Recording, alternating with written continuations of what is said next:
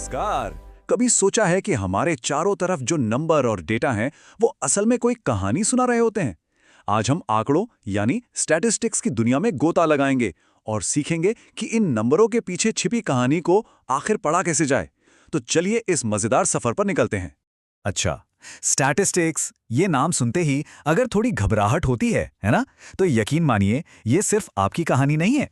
Research बताती है कि लगभग 90% स्टूडेंट्स इसे एक बहुत मुश्किल सब्जेक्ट मानते हैं और ज्यादातर ऐसा दोस्तों या सीनियर्स से सुनी सुनाई बातों की वजह से होता है। पर जरा सोचिए, क्या हो अगर आंकड़ों के बारे में हमें बताई गई ये कहानी ही गलत हो?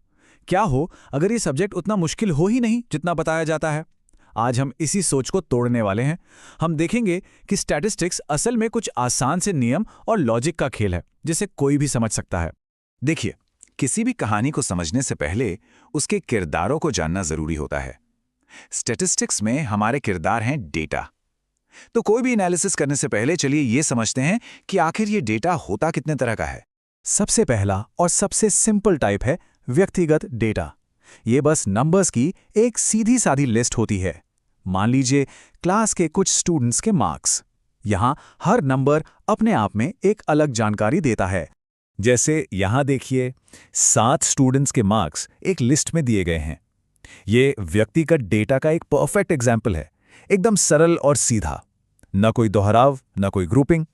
अब सोचिए, अगर हमारे पास बहुत सारे स्टूडेंट्स हों और कुछ के मार्क्स एक जैसे हों, तो यहीं पर काम आता है असतत डेटा। इसमें हम हर मार्क्स को बार बार लिखने के बजाय ये लिखते हैं कि कौन सा मार्क्स कितनी बार आया है, और इसी कितनी बार को हम फ्रीक्वेंसी कहते हैं। इस टेबल को देखिए जरा, ये साफ साफ बता रहा है कि 10 मार्क्स लाने वाले 3 स्टूडेंट्स हैं, 20 मार्क्स लाने वाले 4 स्टूडेंट्स हैं, और ऐसे ही आगे भी। इसने एक लंबी सी लिस्ट को कितने स्मार्ट तरीके से छोटा कर दिया। यही तो है फ्रीक्वेंसी की ताकत। और अब आता है हमारा तीसरा टाइप, सतत डेटा। सोचिए, अगर हर स्टूडेंट के मार्क्स अलग अलग हों, जैसे 12.5, 13.2, 14.8, ऐसी हालत में हम डेटा को ग्रुप्स या रेंज में बांट देते हैं, जैसे 0 से 10 के बीच कितने, 10 से 20 के बीच कितने। जब डेटा बहुत ज्यादा फैला हुआ हो तो उसे संभालने का यह बेहतरीन तरीका है। यहां देखिए, हमें ये तो पता है कि 0 से 10 के बीच 3 स्टूडेंट्स के मार्क्स आए, पर उनके एग्जैक्ट मार्क्स क्या थे ये नहीं पता। बस यही सतत और असतत डेटा के बीच का मेन फर्क है। यहां हम ग्रुप्स की बात करते हैं, एग्जैक्ट नंबर्स की नहीं। तो अब जब हम डेटा के टाइप समझ गए हैं, तो अगला सवाल ये है कि क्या हम पूरे डेटा को सिर्फ एक नंबर से दिखा सकते हैं? एक ऐसा नंबर जो पूरी कहानी का, कह सकते हैं, सेंटर हो। इसको एक बहुत आसान से एग्जाम्पल से समझते हैं। मान लीजिए आप बाजार में चावल खरीदने गए हैं और आपके सामने 50 किलो की एक बड़ी सी बोरी रखी है। अब सवाल ये है कि आप ये कैसे पता करेंगे कि पूरी बोरी के चावल अच्छी क्वालिटी के हैं या नहीं? क्या आप हर एक दाना चख कर देखेंगे? नहीं, बिल्कुल नहीं। हम क्या करते हैं? हम बस मुट्ठी भर चावल हाथ में लेते हैं और उसकी क्वालिटी चेक कर लेते हैं। वो छोटा सा सैंपल या नमूना पूरी 50 किलो की बोरी को रिप्रेजेंट करता है। स्टैटिस्टिक्स में इसी प्रतिनिधि नमूने को सेंट्रल टेंडेंसी कहते हैं। ये वो एक अकेली वैल्यू है जो पूरे डेटा का निचोड़ बता देती है, ठीक वैसे ही जैसे मुट्ठी भर चावल ने पूरी बोरी के बारे में बता दिया था।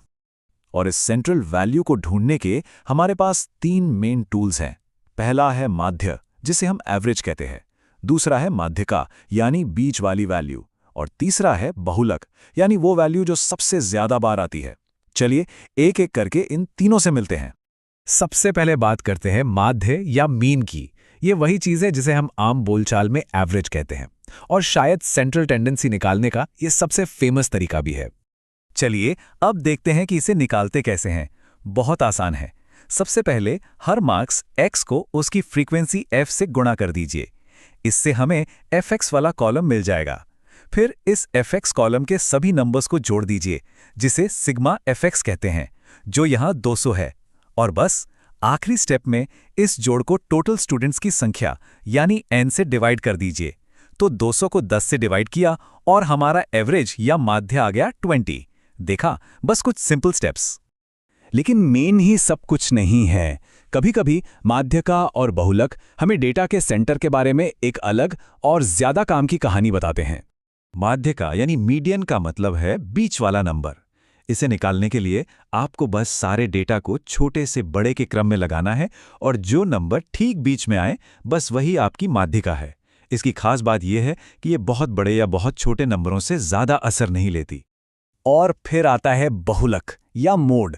ये तो इन सब में सबसे आसान है। ये बस वो वैल्यू है जो डेटा में सबसे ज्यादा बार आई है। जैसे अगर जूतों की दुकान में सबसे ज्यादा साइज नंबर 8 बिकता है तो 8 उस दुकान का मोड हुआ। सिंपल। अब सबसे जरूरी बात, ये जो मीन, मीडियन और मोड हैं, ये सिर्फ अलग-अलग टूल्स नहीं हैं, ये आपस में जुड़े हुए हैं और मिलकर ही डेटा की पूरी तस्वीर हमारे सामने रखते हैं। और ये स्लाइड इसी कनेक्शन को बहुत खूबसूरती से दिखाती है। कई डेटा सेट्स में ये एक दिलचस्प रिश्ता देखा गया है। मोड की वैल्यू लगभग 3 गुना मीडियन में से 2 गुना मीन घटाने पर मिल जाती है। ये दिखाता है कि ये तीनों एक ही सिस्टम का हिस्सा हैं। तो अगली बार जब कोई रिपोर्ट पढ़ें या क्रिकेट का स्कोर देखें या बाजार में चीजों के दाम देखें तो एक पल रुककर सोचिएगा, यहां कहानी का सेंटर क्या है? क्या मीन ज्यादा सही तस्वीर दे रहा है या मीडियन या फिर मोड? हमारे आसपास के आंकड़े हमें आखिर कौन सी औसत कहानी बताने की कोशिश कर रहे हैं?